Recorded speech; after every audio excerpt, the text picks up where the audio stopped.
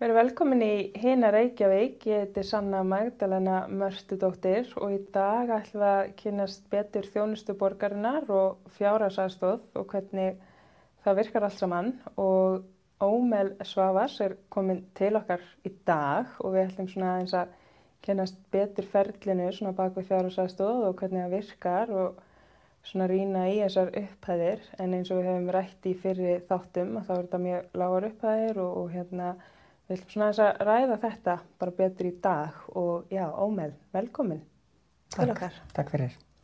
Svo ég byrji á því að spyrja þig, hvað já, ef þú veist til að deila með okkur, hvað var til þess að... Ég endaði á fjárhagsaðstoð. Já. Sko, ég var búin að ganga milli lækna í 3 ár, frá 2017 til 2019 og fannst aldrei neitt út hvað var að mér. Það var alltaf bent á liðagigt, sjálfsofnæmi og annað slíkt. Og en svo í fyrra, akkurat fyrir ári, þá greinist ég með alnæmi á lokastigi. Og er búin að vera óvinnufærð þessi 4 ár sem þetta ferli búið að taka tíma. Og ég fer á fjárhagsaðstoð hjá borginni, sem sagt þjónustumiðstöð. Og vegna veikinda þá er ég á því. Ég fæ ekki endurhæfingarlífeyri, af því að endurhæfing virðist ekki vera hafin. Þó sé ég sé komin sko inn á blöðunum í endurhæfingu, þá er ég ekki byrjuð endurhæfingu samkvæmt TR. Þannig ég fæ ekki það. Þannig ég lifi núna og er búin að lifa núna í 2 ár á fjárhagsaðstoð fyrir Reykjavíkurborg. Og það dansar á 193.000 til 203 eftir skatt. Það er dreginn skattur af þessu? Já, það er dreginn skattur af því. Fjárhagsaðstofan er kringum 240, minnum við 45. Þannig já, þetta svona dansar á 193 til 203 mánaðarlega. Og hvað talar endurhæfingu, þú ert komin í eitthvað? Ég er komin í Gæti mig vestur, af því að sem sagt þegar ég greinist með alnæmi þá fæ ég nokkuð taugaáfall og reyndi að trefna mig. Og sem sagt fæ bara mjög andlegt áfall og líkaminn er í rústi ennþá því miður. Ég var komin á lokastig þannig að ég mun allavega með að taka mig 1-2 ár að jafna mig aftur til að ná líkamlegum styrk. Ennþá með lúnabólgu, tek sýklalyf daglega, búin að taka nú rúmlega ár. Svo eru gigtarlyfin, svo eru geðlyfin, reyni samt að spara þeim. Þannig að þetta er svona eins og svona milli kerfa og á meðan ertu bara... Ég er á milli skips og bryggju. Já. Bara nákvæmlega. Mér hefur 4 sinnum verið hafnað með húsnæðisbætur af því að ég leigi með dreng sem að við erum ekki saman ekki neitt en við leigjum saman og þá virðist vera sem að hann geti borgað mismuninn af því að hann er svo rosalega há laun, heil 430.000 á mánuði. Þannig að kerfið er ekkert að skoða einhvern veginn stöðu þína og taka tillit til þess í hvaða aðstöðu þú ert og það er ekkert verið að líta til þess í rauninni. Engan veginn. Nei, einmitt. Og lyfjakostnaður náttúrulega, hann er mjög hár af því að sko þó ég fái öll með nauðsynlegustu lyf frítt, þá þurf ég að borga öll aukalyfin. Sveppasýkingar, ristillyf, verkjalyf og þau eru dýr, mjög dýr. Góðgerlar út af sýklalyfjum, mjög dýrir. Vá. Þannig að... Þetta er svaka ferli. Þetta er alltaf mikið, já. En maður spyrja svona hver staðinn var áður en allt þetta gerist? Vinnualki. Já. Var yfirleitt í 2-3 vinnum. Var að vinna svona 80-90 tíma á viku. Aðalega þegar við þurfti á því að halda. Bæði sem sagt fjárhagslega og annað, að það er dýrt að lifa á Íslandi. Og svo að því ég bara hefur rosalega gaman að vinna. Ég er bara alveg upp í vinnu og já, vil vinna. En eins og þá er ég sama sem óvinnufær. Þannig að þetta hefur verið högg? Já. Að fara úr 600.000 mánuði niður í þennan pening er rosalegt högg. Og ég er búin að éta upp allan sparnaðinn minn. Af því að ég komst að því að stolti drepur. Ég ákvað að taka sparnaðinn frekar en að sækja meira. Þannig að ég át upp sparnaðinn. Og hvað eins og fjárhagsaðstoð og þá sækir þú gegnum þjónustumiðstöð og ferð félagsráðgjafa, þjónustufulltrúa og... Félagsráðgjafa, það virðist ekki skipta máli hvað þjónustufulltrúa átt með. Þú getur lent á hverjum sem er. En ég fekk mjög góðan félagsfræðing, hún hjálpaði mér heilmikið og einmitt akkurat þegar þetta áfall kemur í fyrra sko, þá ég komin í virk af því ég var náttúrulega útbrunnin og mér var hent út virk að það var ég á veik til að vera endurhæfð í starf og þá ég víst bara orðin 0. Hvað myndi henta þér best núna? Hvað verður það besta í stöðinni? Ef þú getur bara fengið að ráða, hvað væri svona það besta sem myndi gerast núna? Að Tryggingamiðstöð myndi taka sko kvittunina fyrir því að ég sé komin í Getum Vestur og í endurhæfingu gilt. Upp að ég fengi sem sagt hærri bætur mánaðarlega. Af því lengur sem að dregst hjá mér að komast sem sagt í endurhæfingu og annað, þá náttúrulega því meira koðnaði niður, bæði andlega og líkamlega. Sem að líklegast mun enda því að ég kemst aldrei aftur á vinnumarkað. Ég er 44. Þannig að þetta endurhæfingin er í rauninni... Ekki byrjuð. Já. Ég komst inn í ágúst í fyrra og ég ávist fyrsta fund á þriðjudaginn næsta. Og það er því ég hringdi sjálf í morgun og raka eftir því, en það er samt ekki búið að tilkynna mér að ég pósti. Þannig ég ætla að hringja aftur í fyrramálið til að doppeltjekka. En síðan í ágúst í fyrra þá hefur semst endurhæfing ekki hafist. Þannig að þú er samþykkt inn í eitthvað prógram. Já. Og hvað felst í því þá að vera samþykkt inn í eitthvað prógram? Þá ertu komin að biðlista eftir málastjóra sem á að taka þín mál fyrir. Ég fór á, það undirbúningsnámskeið sem það þarf að taka 4 vikur og ég búið með það, kláraði það í október í fyrra og síðan þá hef ég setið og beðið. Já. Náttúrulega COVID og svo núna í morgun fekk ég heyra en svo náttúrulega komið sumarfrí. Sama og ég heyrði fyrra þegar það var sótt það komið sumarfrí, eða það eru sumarfrí. Þannig að ég veit ekki alveg hvað ég gera ef ég lendi aftur í fokkin sumarfrí. Afsakið orðbragðið. En ég meina náttúrulega líkamar okkar og það sem við þurfum að halda og veikindi fara ekkert í sumarfrí. Nei, enga megin. Við getum ekki bara sett þetta á pásu. Því miður, ég vildi að það vera hægt. Einmitt. Og svo skil ég fullkomlega fólk fyrir sumarfrí. En að taka svona rosalega langan tíma að koma manni af stað í meðferð sem geti hjálp manni og þá meðal sjúkraþjálfun og annað. Það finnst mér rosalega slæmt og líka vera tekin inn í meðferð svona snemma og ekkert gerist hvað núna ágúst, september, október, nóvember. Þetta er rúmlega hálft ár. Einmitt. Og ertu upplýst stöðuna meðan þú ert að bíða? Nei. Ég hef alltaf þurft að hringja og reka á eftir eða heimta svör. Og því miður starfsfólks vegna þá þarf maður að vera algjör tussa, afsakið orðbragðið aftur. Og ég er semst orðin þekkt tussa í heilbrigðiskerfinu og hjá Getiminu. Þegar ég segi bara hæ, þetta er ómeld, þá bara já, bíddu aðeins og þá tekin einhver sem getur dílað við mig. En ég meina það náttúrulega á ekki að vera einhvern veginn á ykkar herðum sem þurfið þjónustu og stuðning að halda að þurfa einhvern veginn að hafa svona mikið fyrir hlutunum. Nei. Ef þú hefðir ekki verið svona hörð, hvar heldur þú værið þá núna? Ég var döð. Já. Líklegast. Þannig að sko, ég byrjaði í þessu ferli með því sko, með að benda það að vinkonu sem hafði farið gegnum þetta líka. Og bara segðu þú sért í vinnu hjá þeim, segðu þú sért í vinnu hjá þeim. Og ég bara, ég er í vinnu hjá ykkur, menn að þið bara segja mér hvað ég að gera. En svo ég bara búin að átta mig á þessum tíma, ég er ekkert vinnu á þeim, þau eru vinnu á mér. Það er kerfið sem á að aðstofa mig. Ég á ekki að þurfa að betla út hjálpa kerfinu þegar ég er komin inn í visst ferli sem á að eiga sér stað. Þannig að sko, já, ég er búin að átta mig á því núna að kerfið ég er ekki að vinna fyrir kerfið, kerfið á að vinna fyrir mig. Ég borga minni skattafræði 14, þannig að ég er alveg feita innistæði fyrir þessu. Nákvæmlega.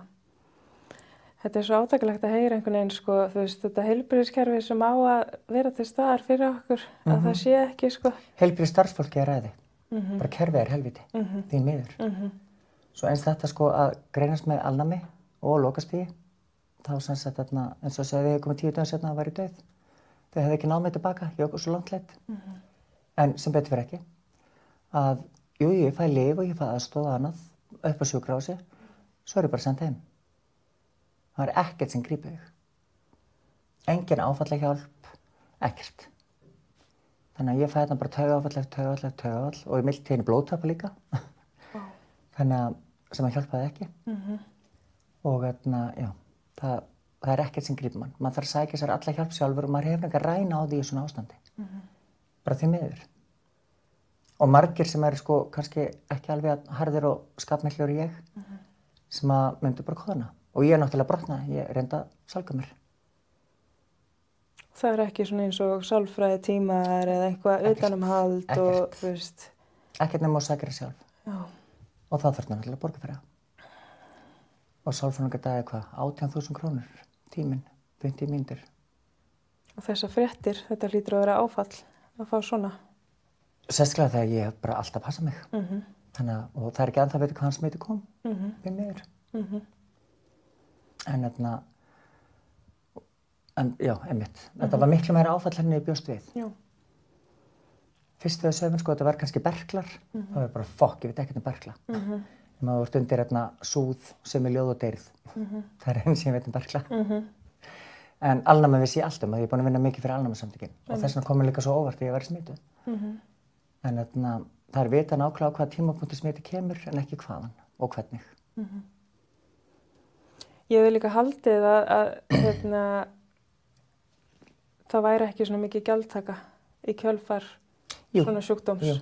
Að það væri einhvern veginn bara, þú veist, ef þú ert með eitthvað sem er að fara fylgja þér alla ævi. Það ættir ekki að þurfa að borga fyrir það. Ég borga ekki fyrir lyf. Nei. Og sem sagt annað, en í kjölfari á alnæminu, ég er náttúrulega lág upp á sjúkrahúsi í viku. Og þá fæ ég blóðtappa út af kyrrsetu, sem er vist mjög algengt. Og ég sem sagt fer til heimilislæknis. Ég var sjálf búin að greina með blóðtappa því ég vissi hvað þetta var. Heimilislæknir greið með blóðtappa. Ég sendi upp á slysó, bíð þar í 5 tíma, bara til að fá lækni sem að vissi að ég var með blóðtappa að mynda mig sem kostaði 45.000 krónur. Vá. Þetta þurfti ég alltaf að borga sjálf. Plús náttúrulega innritunargjald og annað, komugjald. Þannig að svona afleiðingar í rauninni af þessu eru mjög kostnaðar. Og blóðþynningarlyfin, sko, þú getur ekki fengið þessa 10 daga sem áttu að vera á. Þú verður að kaupa mánuð. Og mánuðurinn er í kringum 35.000 minnum mig. Ég á ennþá ykkur 40 töflur eftir blóðþynningarlyfin. Vá.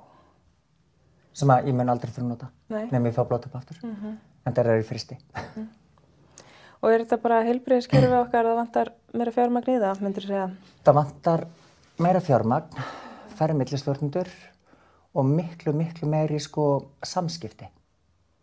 Milli heimilislækna, sko núna heimilislæknir minn er ekki neinu sambandi við gigtarlæknir minn, þeir eru hvorir til sambandi við alnæmislæknir minn, sem er ekki sambandi við sko magalæknina eða húðlæknina. Þannig að það vantar einhvern veginn allt samstarf. Að þú getur bara sett upp númer, þú ert númer þetta og þá geta þau flett svo öll upp. Ég þarf alltaf að vera með möppu með mér á öllum mínum gögnum. Já. Hvað er í gangi? Og passa upp á það náttúrulega, sem er mjög líðandi líka. Og þetta er ekkert fyrir alla einhvern veginn að vera að eldast á þessa og hina stofuna og vera einhvern veginn alltaf eitthvað svona, já, ég er búin að fara þangað, nú fer ég að fara þangað og ég þarf að reyka eftir þessum og minna á mig þarna og sækja þetta þangað, en peningurinn er samt búinn og ég þarf þessi lyf, ætla ég að borða. Þetta getur örugglega verið mjög. Ég kaus að þennan mánuðinn að borða og taka ekki sveppalyf. Þannig að sveppalyfin bíða þar til maí. Já. Þetta er sveppalyf, má ég spyrja hvað? Þegar ég er á sýklalyfjum, þá fæ ég sveppasýkingar rosalega mikið í nára, handakrika, háls og í psoriasis blettina sem ég er með í húð. Já. Þeir náttúrulega, ef ég klóra úr því það, þeir eru komið sveppasýkingar á núlefni. Þannig að ég er alltaf svona svo hálfur hákalli framan er ekki nóg mikið make-up. Já, þú ert mjög mjög jákvæð, eða svona... Ég get ekki að segja þess að jákvæð, sko. Ég er ekki jákvæð. Reið, aðalega. Ekki bitur, en svona, já, reið. Þetta er hlutir sem að fólk í minni stöðu og bara allir sem að lenda í minni stöðu eigi ekki þurfa að standa í. Kerfið okkar á að grípa okkur og það eru svo margir sem eru mun verri settir en ég, því miður, og ég er drullilla sett. En það er bara, þetta kerfi er ekki að vinna fyrir okkur saman hvað við borgum ekki í það. Sem er alveg ótrúlegt, sko, að það er núna fara hvað, 42% í skatta, cirka. Ég er ekki alveg með þessa tölu. 38-40, allavega. Er eitthvað svona sem þú vilt vilt bæta við að lokum sem við hefum ekki náða fjallum? Mætti bara vera meiri svona, já, miðlæður gagnagrunnu með þessi kerfi, með borgina, TR og heilbrigðiskerfið. Einmitt. Þegar þú dettur inn með sjúkdóma, Einmitt. að fólk vinnir saman í staðan fyrir að láta þig vinna fyrir þau, af því að þau eiga að vinna fyrir þig. Nákvæmlega. Þetta er bara, já, þetta er svo mikið þessi þráður í gegnum allt sem við erum að tala að það er einhvern veginn, ábyrgðin er svo mikið sett á hendur fólksins sem að þarf að berjast fyrir sínum réttindum. Það er einhvern veginn ekki verið. Og svo vinur og ættingja. Já. Það er svo vinur og ættingjar eiga alltaf mókandi mann. Sem er náttúrulega enga meginn sjálfsagt. Nei. Hefurðu séð eitthvað svona sem þú vissir ekki? Er eitthvað sem þú vissir ekki áður en þú ert búin að vera að díla við þessi kerfi? Eiginlega allt. Já. Bara eiginlega allt. Og eftir að vera að díla við þetta núna í tæp 2 ár, borgina og TR og annað, maður þarf að vera kerfisfræðingur. Þetta er bara eitt svo mikil frumskógur. Já. Og það er engin aðstoð frá neinum starfsmanni. Það er bara alltaf computer says no, redda það sjálf. Og það er náttúrulega mjög slæmt. Af því að til dæmis núna í fyrra mínum versta og þyngsta punkti í andlega hliðinni, ég var enga megin manneskja til að standa í þessu. Sem betur fyrir átti ég frábæra vini sem ég aðstöðuði mig. En samt ekki nóg, Og núna þú ert að leigja. Já. Og 230.000 mánuði, borga 115 af 203. Svo þarf ég að borga lyfin mín. Já. Og það vill svo óskemmtilega til líka með síma. Það kostar heila 3 og 5 á mánuði. Þannig að þetta er, já. Þessar upphæðir, það er talað dálítið að þetta sé fjárhagsaðstoð, að það sé hugsað að þetta sé neyðaraðstoð, að þetta sé upphæð sem að fólk sé að lifa á til skemmri tíma, að það sé enginn á þessu til lengri tíma. Ég er búin að vera þessu 2 ár. Já, og þú veist, þetta er náttúrulega, það er alveg fólk sem að er í þeirri stöðu að það einhvern veginn kemst ekki á aðra, það getur ekki einhvern veginn komist inn í önnur kerfi og þarf það að vera á þessu. Þannig að það er svo skammalegt að þetta sé þá upphæðin sem fólk er gert kleift að lifa á. Af því þetta er bara ekki hægt. Nei, þetta er ekki, ég minnir að það sé 212.934 krónur eða eitthvað svoleiðis fyrir skatt fyrir einstakling sem er þá með eigið húsnæði. Já. Eitthvað svoleiðis, En einmitt eins og lýsir með leiguna og með bara kostnaðin við að lifa. Og svo er það að rúlla svona áfram svo lengi, þá er náttúrulega svo margt sem situr á hakanum. Það er allt. Þetta er bara... Ég hef ekki farið til tannlæknis núna í 2 ár. Af því að ég þarf að hugsa að eyða peningunum með hana. Einmitt. Það er rosalegt. En ég bíð bara eftir að góma. Já. Finnst þér eins og sé meðvitund þetta í samfélaginu? Hvað er margt fólk sem að lifir á þessar upphæð? Nei. Enga veginn. Menna, hef venjulega fólk sem er eins og ég var og ég hafði enga hugmynd þetta heldur, ekki neina. Þannig að ég gerði mig enga veginn grein fyrir hvað þetta var slæmt. Fyrir að lendi þessu sjálf. Og þannig að það kemur vel á vondan kannski. En nei, hinn almenni borgari gerir sér enga grein fyrir hvað þetta er litlar upphæðir og hvað þetta er erfitt. Og hvað bara lyf og annað er dýr. Það er stór munur á því að vera með 6.000 kall í laun eða 203. Hvað þú getur borgað á annað. Og svo náttúrulega út af þessu þá náttúrulega get ég ekki keypt. En samt að ég geta borgað þessi leigu. En ef ég myndi kaupa húsnæði á ásættilegu verði sem ætti að vera möguleiki og get borgað þetta, þá gæti ég það. En samkvæmt að því ég er löglegur aumingi eins og það kalla, þá get ég ekki. Engin fræðilegur möguleiki. En eins og með lyfjakostnað, að því að stundum veit maður ekki hvað lyfin kosta. Þú veist, ég man þegar maður var að tjekka Vika á samfélagum er 3.800. Ok, það er alltaf bara sama verð, eða? Já, einmitt.